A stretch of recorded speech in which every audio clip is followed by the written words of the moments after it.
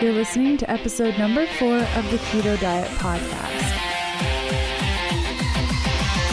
Hey, I'm Leanne from healthfulpursuit.com, and this is the Keto Diet Podcast, where we're busting through the restrictive mentality of a traditional ketogenic diet to uncover the life you crave. What's keto? Keto is a low-carb, high-fat diet where we're switching from a sugar-burning state to becoming fat-burning machines. The keto diet has helped me with fertility, has ended my constant weight struggles, blood sugar irregularities, imbalanced moods, and so much more. I want to share this magic with you using a realistic approach to this powerful diet. No restriction, new ways of looking at things, and positive support awaits. Let's get this party started.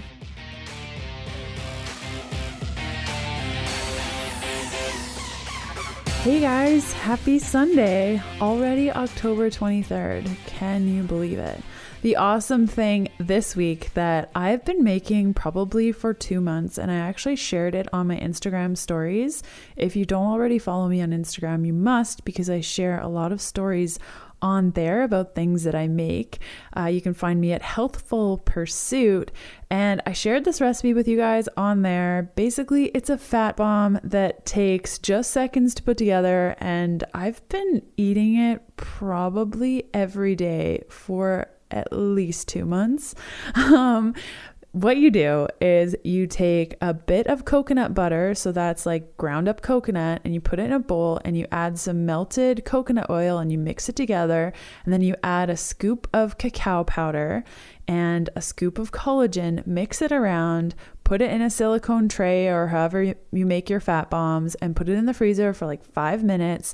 And I like to put it in a long silicone tray, like one of those ones that you would bake with, and it makes bark, and it's so good. And if you need a little bit of sweetness, you can add 2, maybe 3 drops of stevia. I like it plain, but not only does it give me fat throughout the day, sometimes I even have it for breakfast so I don't have to like make food, but it also gives you collagen. And you guys know how much I love Vital Proteins collagen. So it's just a really great way to add collagen in a new way. And it's like a treat. So in today's episode, we are chatting about the calories in, calories out approach to weight loss and totally debunking it. Very excited to share this information with you and get a conversation going. Steps to overcoming insulin resistance and fasting for weight loss and health management. The show notes for today's episode can be found at healthfulpursuit.com/podcast/E4. And let's hear from one of our awesome partners before we get started.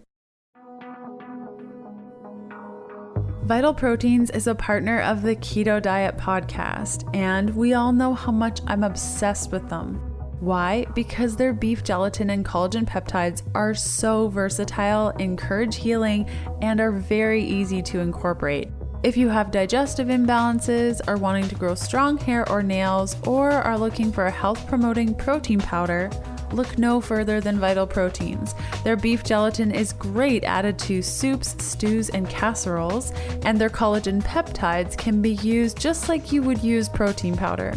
Now that the weather is changing, I like to add a couple of scoops of gelatin to my casseroles, stews, and my personal favorite, beef stroganoff. Receive 10% off plus free shipping in the US when you use the code VPHP10 at checkout at vitalproteins.com. Okay, so I do have an announcement today. Kevin and I have been super busy making a keto shop that's filled with a bunch of merchandise based on all the little slogans and things that I've said in the past, or like high-fat motivational items. It is called ketodietgoods.com, and it includes t-shirts, racer tees, sweaters. We're going to be adding tote bags here pretty soon, and probably some hats.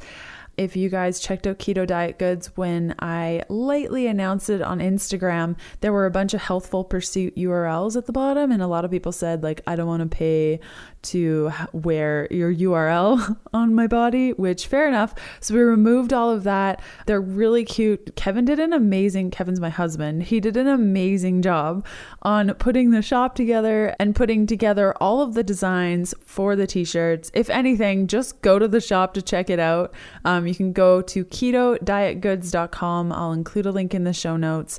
Very excited to share this with you guys. It's been a labor of love for a really long time, and it's finally happening. I've been promising t-shirts and swag and merchandise for quite a long time.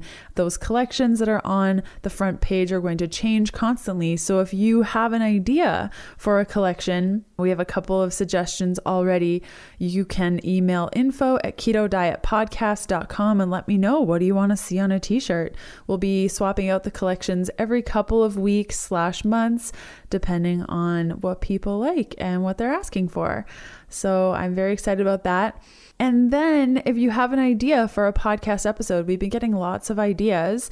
And in fact, today's guest is one of those ideas. You can reach me at info@ketodietpodcast.com. And if you want to submit praise over and above the review that you've already submitted, haven't you, for the podcast? You have, right? You can also email me there. And I am going to be reading one of the reviews. And it comes from Bright Skies and Sunshine. Wow, I like that name.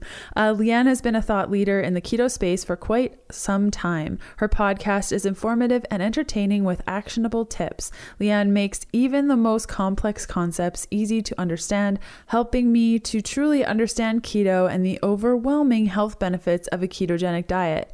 It is incredible how much knowledge Leanne has and shares with the community. Thank you. Well, thanks for listening. That's so great. And you also called me entertaining, so that's fabulous. If you would like to leave a review and support my show, you can head on over to healthfulpursuit.com/review and you'll be directed to a page where you can submit your review. Just click on reviews and write a review. Give me 5 stars, hopefully, and write something nice. Or you can go to your favorite podcast app and search for the Keto Diet Podcast and submit your review there. So today we have on the show Dr. Jason Fung. He earned his medical degree at the University of Toronto, where he also completed his internal medicine residency before heading to the University of California, Los Angeles for his fellowship in nephrology. He currently practices as a kidney specialist in Toronto. He is the chief of the Department of Medicine at Scarborough General Hospital. In addition to clinical medicine, he is also on the board of directors of Low-Carb Diabetes Association and the scientific editor of the Journal of Insulin Resistance. During the course of treating thousands of patients, it became clear to Dr. Fung that the epidemic of type 2 diabetes and obesity was getting worse. The prevailing dietary recommendations to reduce dietary fat and calories were clearly ineffective. He founded the Intensive Dietary Management Program to provide a unique treatment focus for type 2 diabetes and obesity rather than focusing on medications. This clinic focuses on dietary changes that are simple yet effective. In March 2016, Greystone Books published Dr. Fung's first book, The Obesity Code, which explores the underlying hormonal imbalance that leads to obesity and recommends effective strategies that address root causes of weight gain. His second book, The Complete Guide to Fasting, will be published in October 18th, 2016. So I've wanted to have a conversation with Jason since forever. So I'm so thrilled that he came on the show. And also he's a fellow Canadian, so I feel like we had an instant bond. What I loved about this episode is that we chatted about calorie counting and just how misguided of a tool it is for weight loss and how people use it. And it's just a hot mess. So we talked about that, the ins and outs of insulin regulation, why some of us have issues with fasting, especially as women. And we talked about the dawn phenomenon and the difference between fasting and water-only fasts and so much more. So personally, I kind of wanted to set the stage with the fasting thing because if you guys have been following me for a while, you know that I don't fast all of the time. I fast when I need to, but I find that I feel better personally, hormonally, when I do a 14-10 approach most days. We're going to talk about what that that means in the episode. So I leave the 16-8 or the 20-4 when I'm traveling or I'm in meetings all day. But I personally know that my body doesn't respond well to long periods of fasting. I don't personally advocate it because I have a history of an eating disorder. And for me personally, I find that it's quite triggering and can be triggering for people that have had eating disorders. So I really hope you love this episode. I hope it gives you the answers that you were looking for. I paneled the Healthful Pursuit community in my private Facebook group, which you can gain access to when you purchase any of my keto programs. You guys came up with a bunch of awesome questions and I got through all of them. So let's get to it. Hey, Jason, how are you doing today? Very good. Thanks for having me. Yeah, I'm really excited to have you on the show. So many of the Keto Diet Podcast listeners love your work. So they've submitted so many questions for you. So we'll try to get through everything. For those listening who maybe aren't familiar with your work, why don't you start off by telling us a little bit about yourself? Sure. So I'm a kidney specialist. I trained in Toronto to do my medicine and internal medicine, and then I went to Los Angeles to do 2 years of nephrology, which is kidney specialty. Then I came back to Toronto, and I've been practicing there for about 15 years now. And it's interesting. Some people always ask how I got into kind of nutrition and so on, thinking that it's really just a kind of side of what I do, but it's actually not. It's actually the heart of what I do.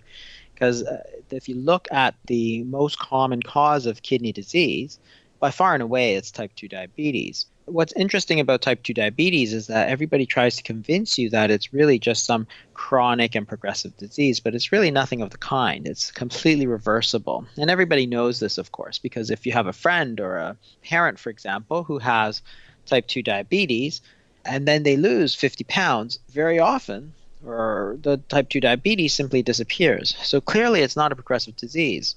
We are focused on giving lots of drugs for these patients, but obviously they weren't getting better. Otherwise, I wouldn't be dealing with the kidney failure down the road. So from a kidney failure, I was looking at type 2 diabetes, and then it became obvious that you really have to look at obesity and weight loss if you're really going to make a difference to reverse this sort of epidemic. And what I found eventually was that what we thought about obesity and weight gain was pretty much completely incorrect. All this focus on calories in, calories out, and caloric restriction, and that sort of thing. It was pretty much incorrect, and that's what led me to really looking at what causes weight gain. And it's nothing to do with calories. It's really a hormonal imbalance that we have to correct, because it's the hormones which tell our body how much calories to burn and how many to store as fat, right? And the problem is the distribution. We switch too many towards storing fat, and the question is why. And it comes down mainly, not only, but mainly to the hormone insulin. And that's kind of where I started. And from there, looking at low carbohydrate diets, ketogenic diets.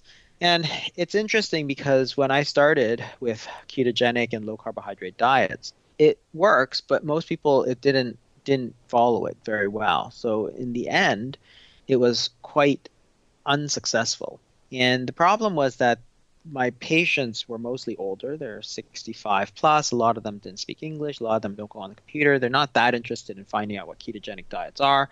So they didn't really understand what it was that we were trying to ask them to do. So we had to come up with something different that would be more successful, because in the end, you have to treat these patients. And what we came up with was the point is not to be ketogenic. The point is to make them lose weight and get rid of the diabetes so they don't have kidney disease.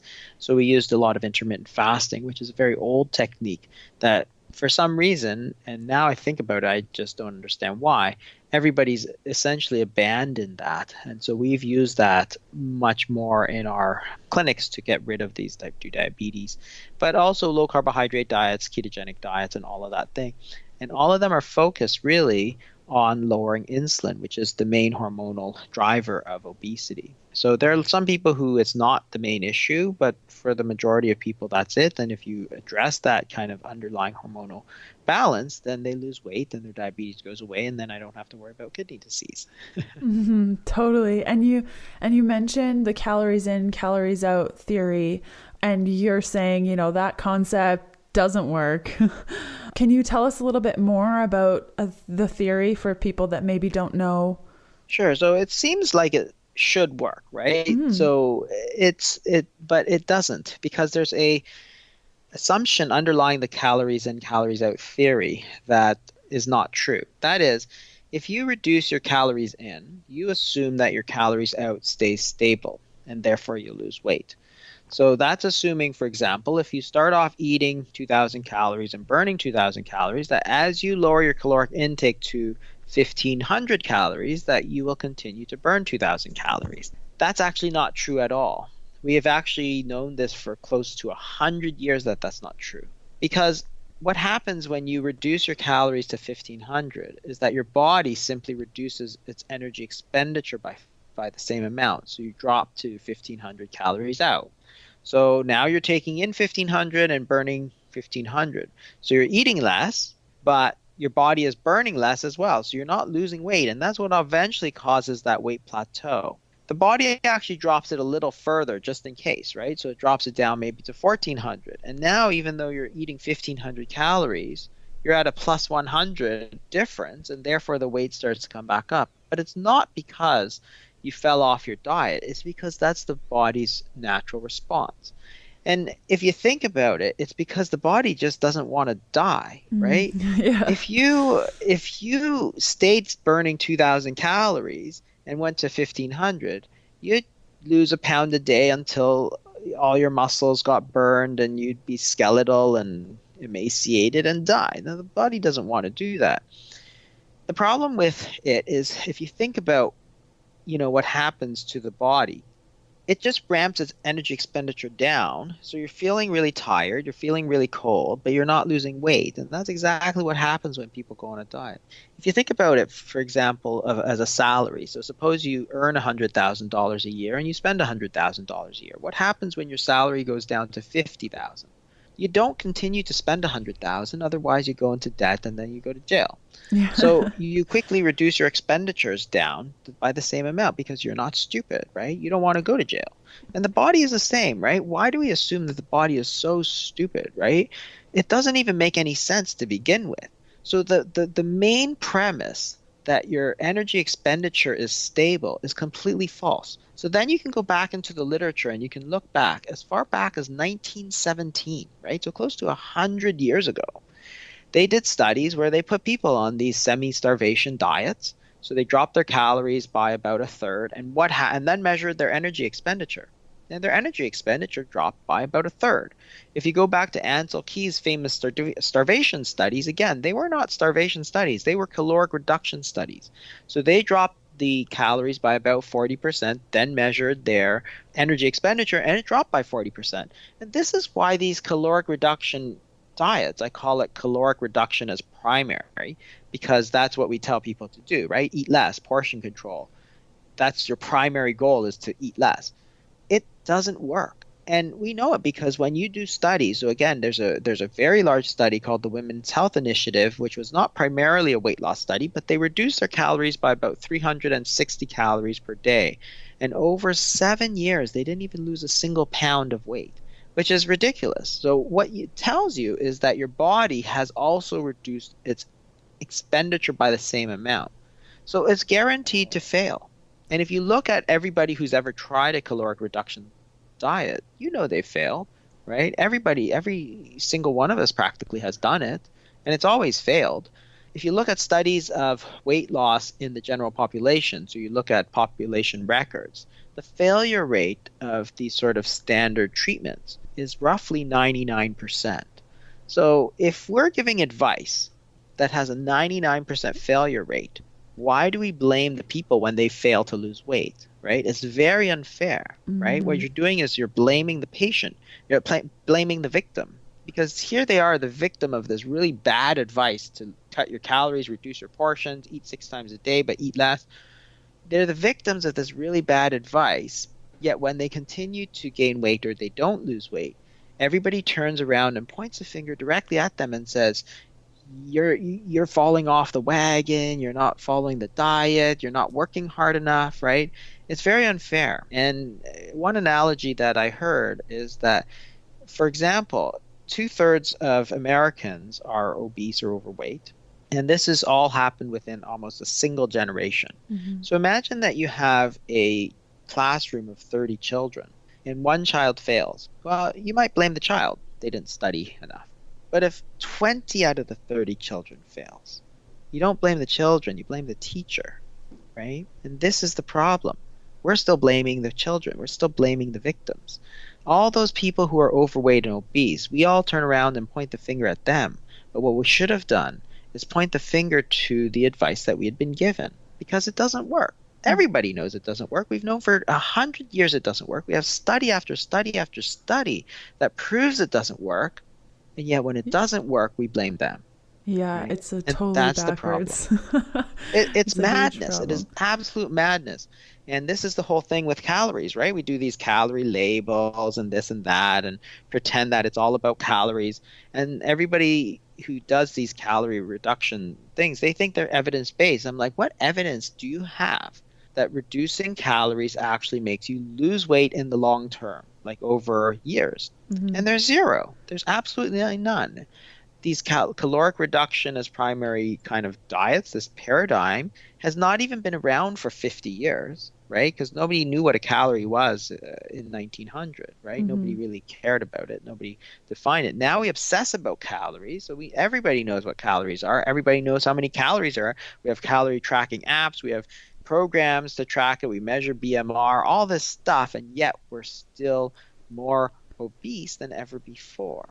So again, the reason is not that we all suddenly as a society all simultaneously decided that we wanted to be fat or we would let ourselves go or we all became weak-willed. It's ridiculous. Obviously, it has to be something systemic. So you have to look at the advice that we're giving. So that's where it is. This whole calories thing, and that's what my first book, The Obesity Code, was really about, was really trying to understand what the causes of weight gain are. Because that's the most important thing. When you treat a disease, you have to understand what the root cause is, because that's what you have to treat, right? So if you understand that an infection is due to bacteria, then you can give an antibiotic, right? Mm-hmm. Because you know the cause, you know how to treat it. If you take the disease of obesity and say it's all about calories, right? That's our paradigm. Calories, it's a disease of too many calories. Then you focus on cutting calories, and it doesn't work at all. The Keto Diet Podcast is sponsored by Daily Yoga, an app that delivers 50 high-definition online yoga classes so that you can namaste in the comfort of your own home, in a hotel room, or anywhere really. With the option of professionally scheduled programs to reach your goals, whether they be overcoming insomnia, changing body composition, or calming anxiety, the multilingual classes, as well as various meditation courses, distinguish daily yoga in the app space. After your workout, you're presented with stats of your workout, time worked, intensity, calorie burn, and so much more. Download the app by going to dailyyoga.com/keto, access through the show notes, or type it in manually to your browser, and use the coupon code KETO, all in lowercase, no spaces, to unlock all of the programs and courses at once for free for 7 days. Again, that's dailyyoga.com/keto, and use the coupon code KETO, all lowercase, no spaces, to unlock all of the programs. So when we are cutting, like, let's just say, I'm a 30-year-old woman. I've been dieting for 12 years. I'm sitting at around, 1,000, 1,100 calories a day.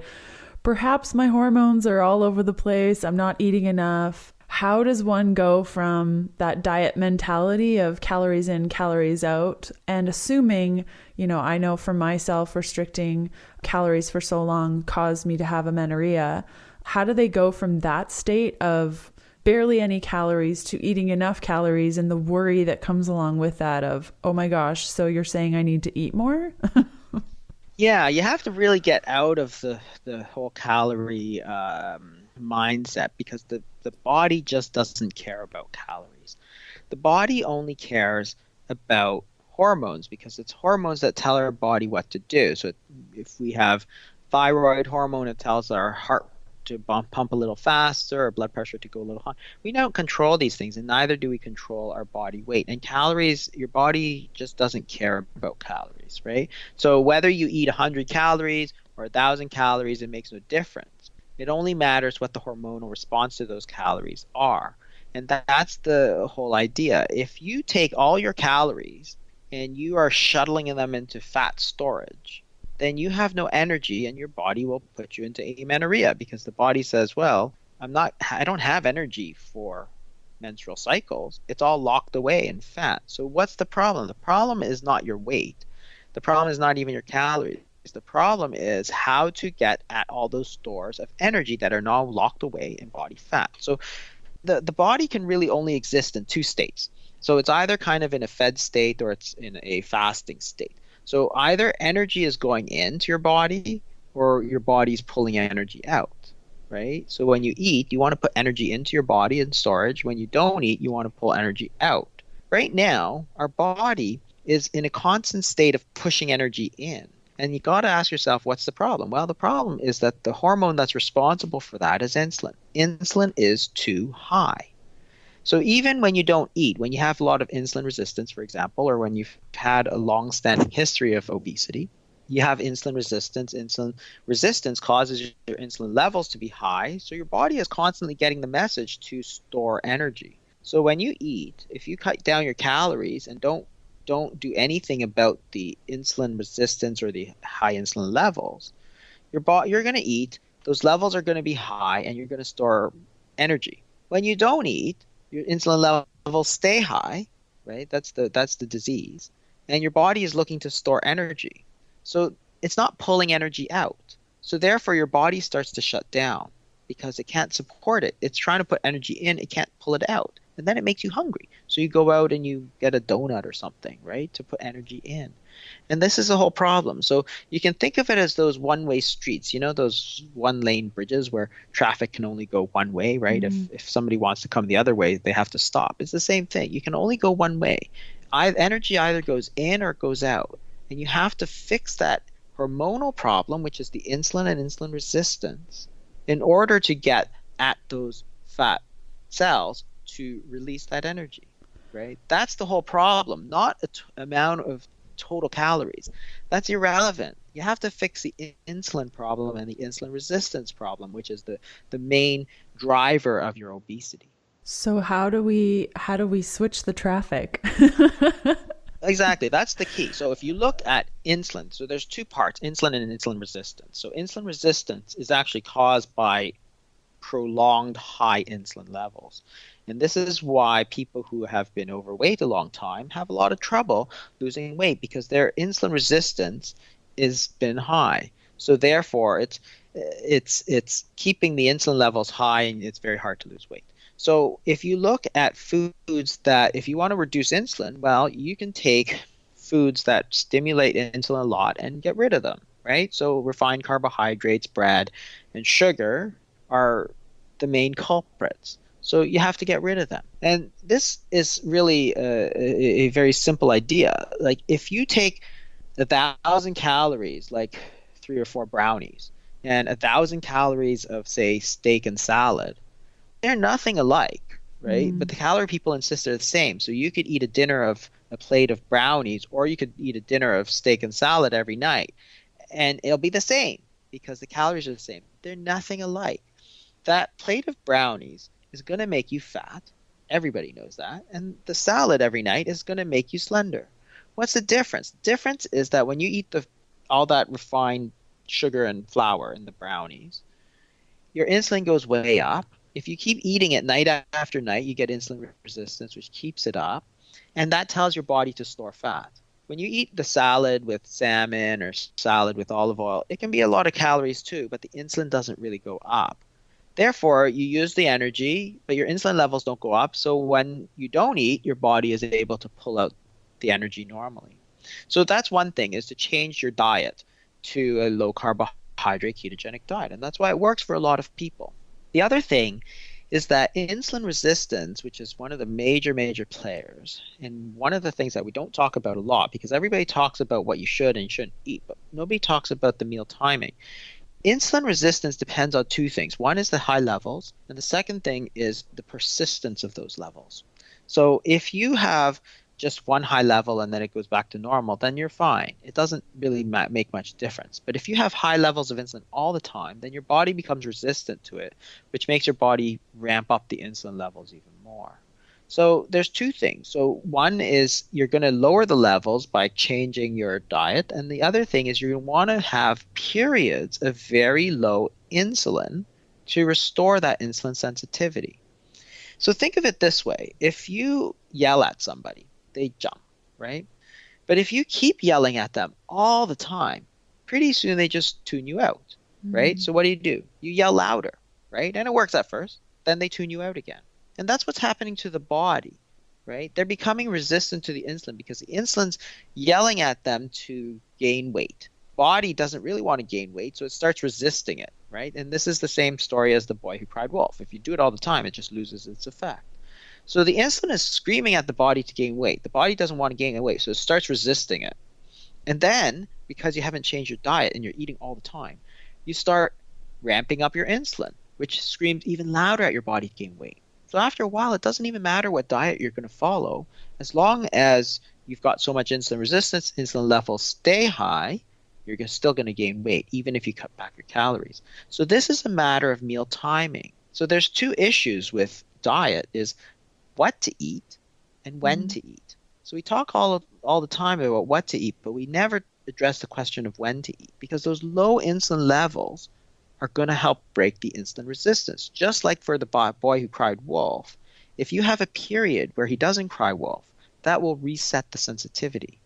And that's what intermittent fasting does. So they work hand in hand, the ketogenic diets and the intermittent fasting, because they're both trying to do the same thing, but they're attacking different parts of the question. One is attacking what to eat, the other is attacking when to eat. If you only address what to eat and ignore when to eat, you're only going to be 50% successful. So once you start adding in those periods of intermittent fasting, then you're fine because you're restoring the sensitivity. Now, it may take a long time. If you've had insulin resistance for 25 years, it's not going to go away in a week and a half, right? It's going to take a long time.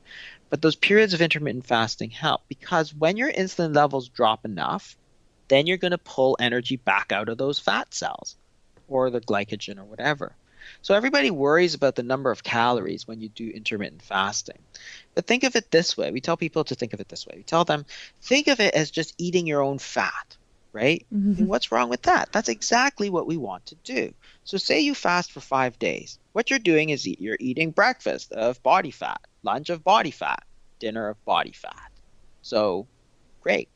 Your stores of fat have gone down, but you're not suffering in any way.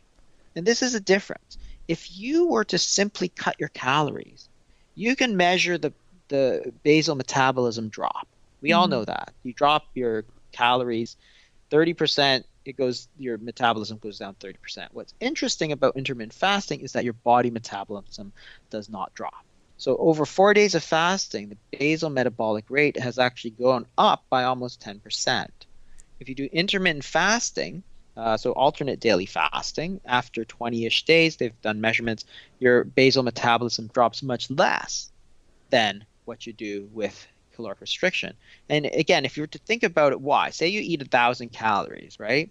If you eat that spread out throughout the day, you've addressed the question of what to eat, but not when to eat.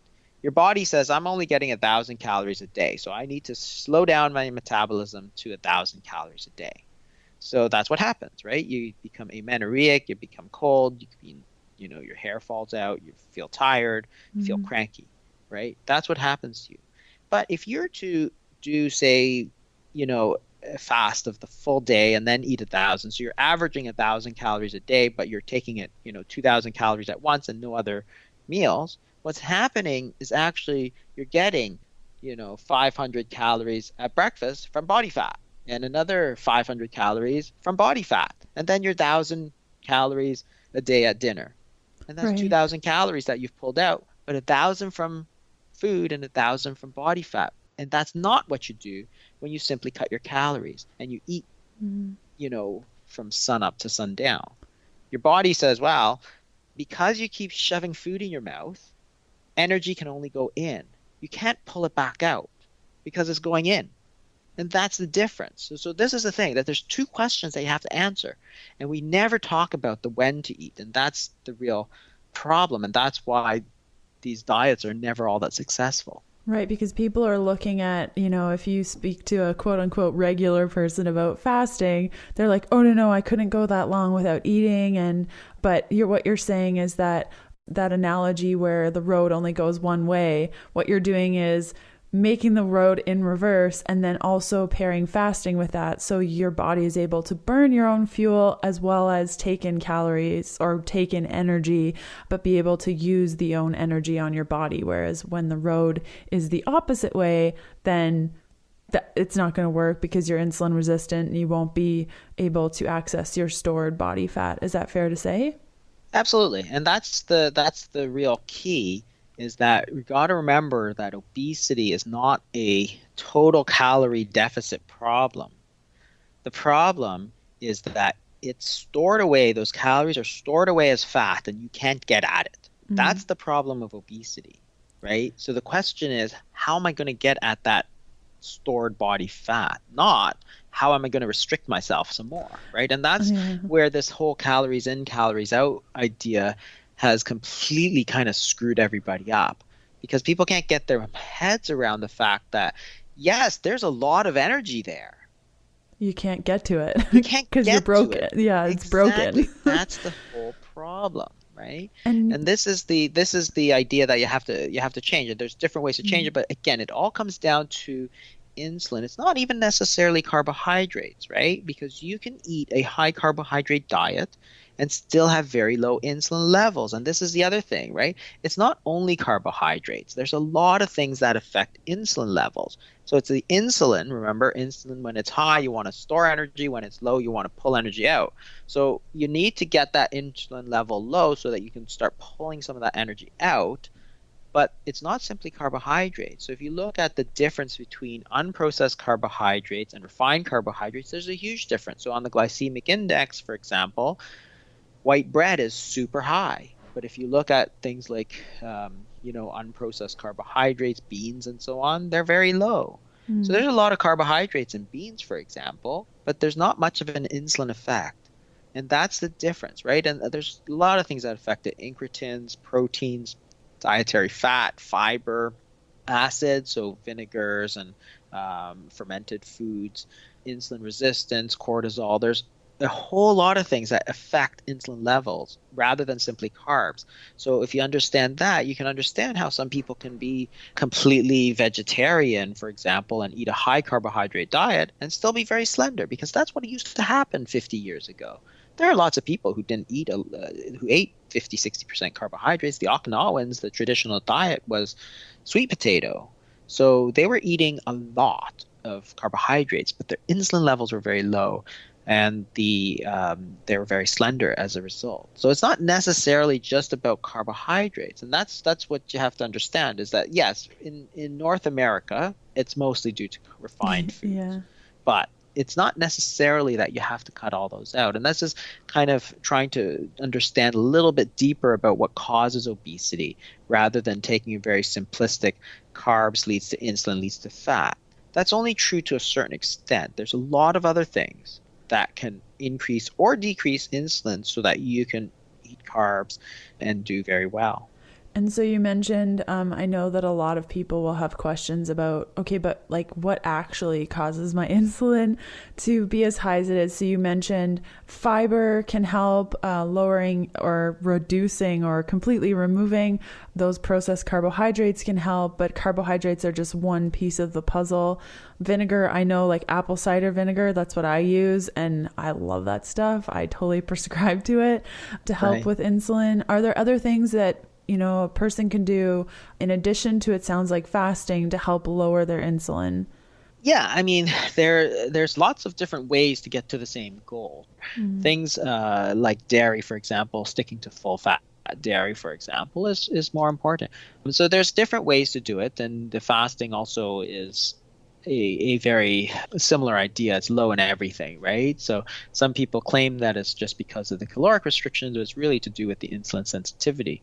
And that's the real key. So if if you restrict the amount, the time that you eat, they've actually compared two diets with the same number of total weekly calories, but one kind of everyday reduction and one as kind of 2 days where you have severe reductions and 5 days of normal. So it's very, very similar to a 5-to-2 diet that Dr. Mosley prescribed.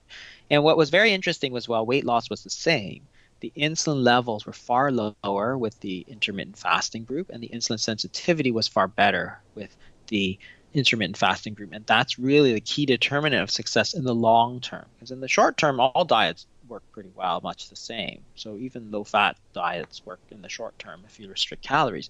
It's that long-term adaptation that is very important. The podcast is sponsored by Paleo Valley 100% grass-fed beef sticks, my new favorite gut-friendly clean protein snack. There are tons of new snack options on the market today, but nothing quite like Paleo Valley's grass-fed beef sticks. They are made from 100% grass-fed and grass-finished beef, which is really rare. Contains all organic spices, are all free of dyes, and are also carb-free, GMO-free, gluten-free, dairy-free, soy-free, and contain 0 grams of sugar. But the big reason these beef sticks make me do the happy dance is that they're fermented. Yes, just like fermented vegetables. As a result, each beef stick contains 1 billion naturally occurring gut-healing probiotics. They're super convenient, delicious, and great for your gut, so don't miss out. Exclusive to our listeners, Paleo Valley is providing 20% off all orders for a very limited time. You'll also be given first dibs on their brand new, insanely delicious garlic summer sausage and summer sausage flavors, just like healthy mini hickory smoked sausages. Get your fermented 100% grass-fed beef sticks for 20% off by going to paleovalley.com/keto. Load up your cart and the discount will be automatically applied. Again, that's paleovalley.com/keto. And so you've mentioned different forms of intermittent fasting, like you spoke about an intermittent fast where you do like a couple of hours, or maybe you eat one day but not the other, or maybe you do a fast of 5 days. Can you go through some of the examples of the different forms of fasting? Sure. There's actually any number of variations. So fasting typically refers to drinking non-caloric fluids only, but we generally restrict all sweeteners, artificial chemicals, artificial sweeteners, artificial flavors, that kind of thing as well. The other thing is that you can change that. So some people use fat during fasting, for example. So this is bulletproof coffee, for example. Mm-hmm. So bulletproof coffee has a lot of calories, right? So the thing is that it's almost all fat with very little protein and very little carbohydrates. So the reason it's effective is because dietary fat alone, taken alone, has very little insulin effect.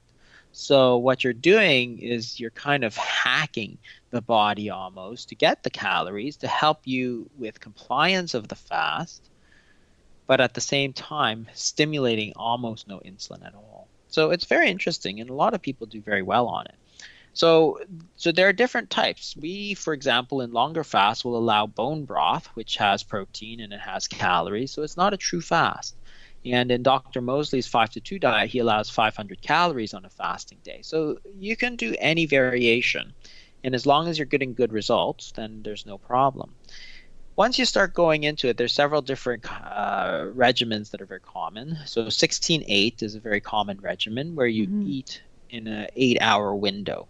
So it's for example, if you eat from 11 a.m. to 7 p.m., you will eat all your meals within that time. Whether you eat 2 or 3 meals is up to you, but you always have a 16-hour period of fasting. And the idea is to give yourself that time to balance your body being in the fed state and the fasted state. And if you think back to the 1950s, it's quite interesting because back then, people ate 3 meals a day, breakfast, lunch, dinner. And if you grew up then and tried to get a snack, your mom would say, no, you're going to ruin your dinner.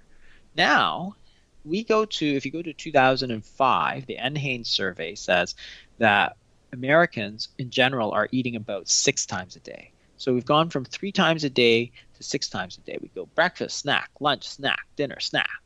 So we're eating all the time. And that's going to keep putting on. So we're constantly keeping our body in the fed state, the insulin high state, and not letting our body kind of pull that energy back out on a daily basis. And in the 50s, they're eating white bread and Oreo cookies, right? So remember, there's no whole wheat bread. There's not even whole wheat pasta or anything like that. And yet there's no obesity because they were still having that everyday period of fasting. And that's okay if you want to maintain weight. So they did maybe 12, 14 hours a day of fasting. But if you want to extend it, you go to 16 hours. Then you can go up to longer, 20 hours, 24 hours. So another popular one would be to do a 24-hour fast.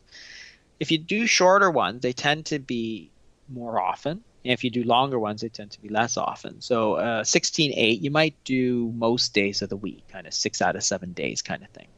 If you do a 24-hour fast, it's kind of dinner to dinner or lunch to lunch or breakfast to breakfast. So if you eat dinner at 7 p.m., for example, you skip breakfast, then you skip lunch, and then you eat dinner at 7 p.m. So it's a 24-hour fast. And again, you have to think of it as you're letting your body eat a breakfast of body fat, you're eating a lunch of body fat, and then you're eating dinner. So you don't worry about how many calories you eat. You eat whatever you feel like full, and you try to eat real food, and you try and stick to a low carbohydrate diet if you're trying to lose weight. And that you might do 2 to 3 times a week. Then as you go higher and higher, you can go into 36 hours, for example. So that's the full day. If you eat dinner at 7 p.m., you would skip breakfast, lunch, dinner the whole next day.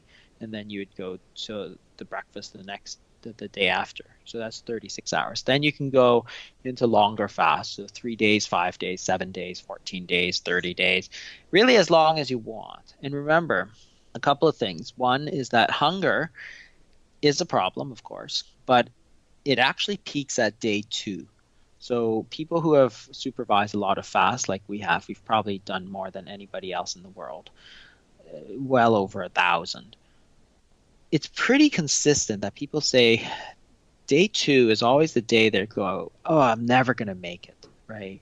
And then what happens is day 3, day 4, day 5, the hunger slowly disappears, which is actually very interesting. And if you measure ghrelin, which is the hunger hormone, you see the same pattern, which is during extended fasting, the ghrelin levels go down.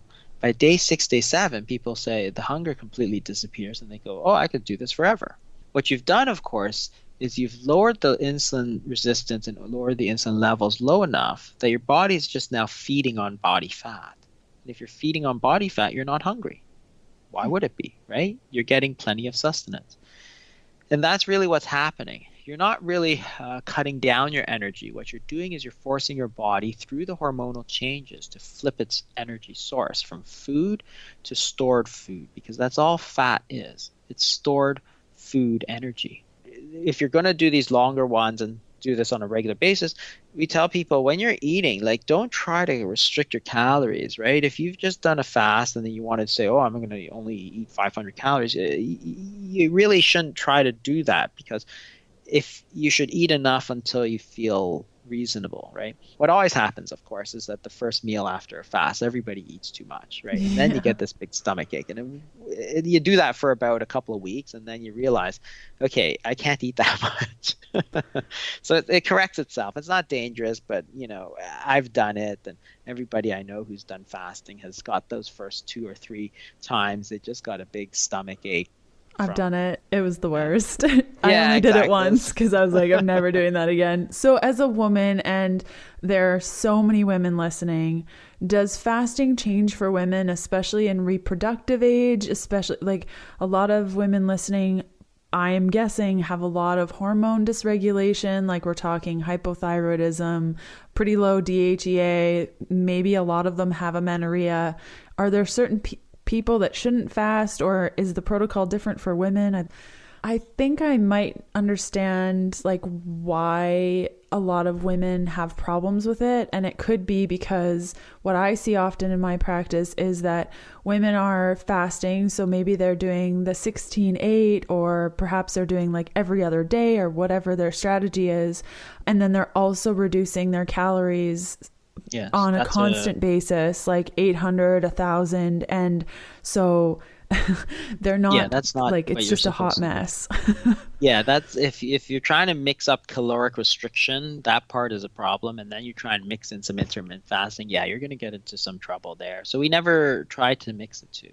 If you're fasting, you will naturally eat less calories because you won't be that hungry. Like the whole issue with malnutrition is that people say, well, if you're really skinny, you shouldn't fast. Well, duh. If you are underweight, you shouldn't be fasting, right? I'm talking as a treatment for people who are overweight, who want to lose weight, and so on, right? If your body fat is so low that your body mass index is below 18.5, so generally we put a cutoff at around 20. So if your BMI is less than 20, then I don't recommend people fast. That's just common sense, right? Like you don't need to be a doctor to know that, right? Or if you're anorexic, oh, well, you shouldn't fast. Well, duh. Hmm. Yes, you should be eating if you're anorexic, right? This is not the same thing at all, right? So people take sometimes what I say out of context because it's like you gotta have like a bit of a context in what you're doing. If you're 500 pounds, then fasting is okay. If you're 102 pounds and your BMI is like 15, that you shouldn't be fasting, right? A lot of these models and stuff, they do it, right? But yeah, they probably shouldn't be doing it, right? Because they're trying to lose that last little bit for whatever they're Yeah. doing. And this is where it gets a bad name. And I think that's the issue that I see a lot of the times is these women, 30, 40 years old, maybe mid 20s, that really don't have much weight to lose, if any. And they think that they do. They're fasting, they're lowering their calories, they're trying to do all these things. And then their body just like gives out. So I think when it comes to, I've told people like, you don't need to fast if XYZ, because when I know for my body, if I get below a certain body fat percentage and it's quote unquote quite high, based on what people would say, but if I get below that, my period stops. So for me, I know Yeah. that, I can't do long periods of fasting, and that's just, my body doesn't do well with that. So I think when it comes to the body fat and fasting, maybe is there, once a goal weight is achieved, or perhaps we don't have a lot of weight to lose, but we want to manage our insulin, is there a way to fast where we're not going to be losing a ton of body fat, but we're going to be helping our insulin levels? Yeah, so shorter fasts generally you can maintain your caloric intake. So if you do a 20-hour fast for a 16-hour fast, for example, you can generally get all of the calories that you would normally get during the day in a single meal, as long as so we still want to stick to relatively low carbohydrate. I mean, it's not, as I said, it's not the carbohydrates, unprocessed real foods. Because if you don't have a lot of body fat to lose, then you are going to be hungry enough to eat that. With fat fasting, you mentioned a little bit before, I did the bulletproof coffee thing, but I found like I would get really, really shaky and really hungry after. And so I started adding just a touch of carbohydrates in the form of a little bit of nut butter and then a little bit of collagen, just a bit of protein, and it totally went away. So that's how I do my fat fasting. So people were wondering the difference between just pure fat and just a little bit, like it's under 10 grams of protein, under 3 grams of carbs, and a bunch of fat, and whether that is different in the body and how that relates to pure no food fasting. I actually don't care what people do, whether you want to eat a little bit or, again, we tend to use bone broth one because it's a traditional sort of a food. Mm. And there's a lot of these nutrients in it that are supposedly very helpful. A lot of traditional societies, all traditional societies use it anyway. So I actually think there may be something to that. Like I've heard of people that experience these like crazy spikes after eating, like, say, steak and vegetables with maybe just a little bit of like cut up apple or something, and then all of a sudden their blood sugar is really high and they're like, what the heck, I thought I was managing Yeah, my... we don't worry about that either. So there's Okay. actually a something called the dawn phenomenon, and there's a variation of it for fasting. So some people will say, "Oh, wow, I started fasting and blood sugar spiked up to like whatever they say, right?" And it often happens in the morning, but it can happen in the afternoon too. So what happens during fasting is that your blood glucose tends to drop.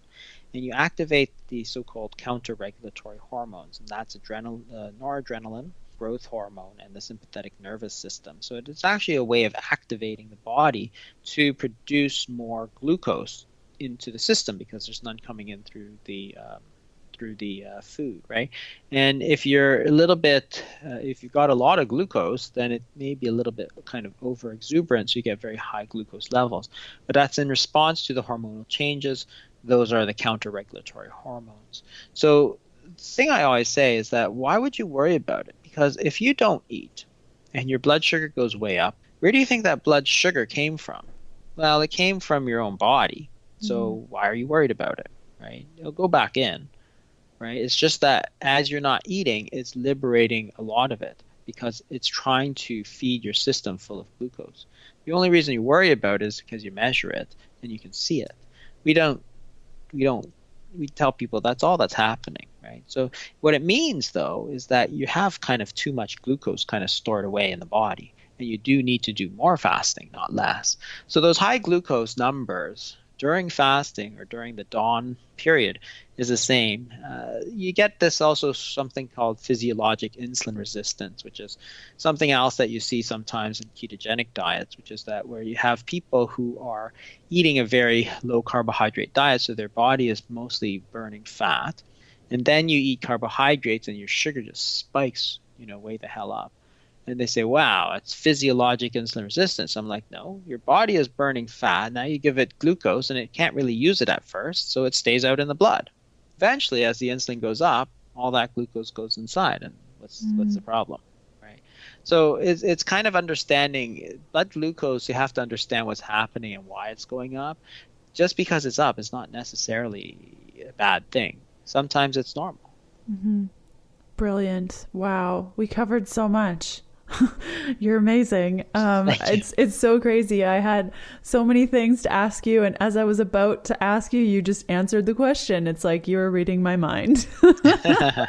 So thank you so much for coming on the show today. I really appreciate it. And I know a lot of people will benefit from the information that you've shared. And where can people go to find more from you? So you can go to my blog. It's www.intensivedietarymanagement.com. That's the name of the program we run, the Intensive Dietary Management Program. There's also my book, which is The Obesity Code, which covers a lot about the science of weight loss, which I think is very important for people to understand to get out of this kind of calories mentality. And then the new book coming out is The Complete Guide to Fasting, which covers a lot of specifics of how to fast, what to fast, the variations of fasting, what to look for, what the problems are when they come up. So it's more of a hands-on guide to the fasting as opposed to the Obesity Code, which touches on it just at the very end because it's more of a science book. Yeah, perfect. Well, I will include all of those 3 links in the show notes, which you guys can find at healthfulpursuit.com/podcast/E4. And thanks so much for coming on the show today, Jason. Well, thanks for having me. This was great.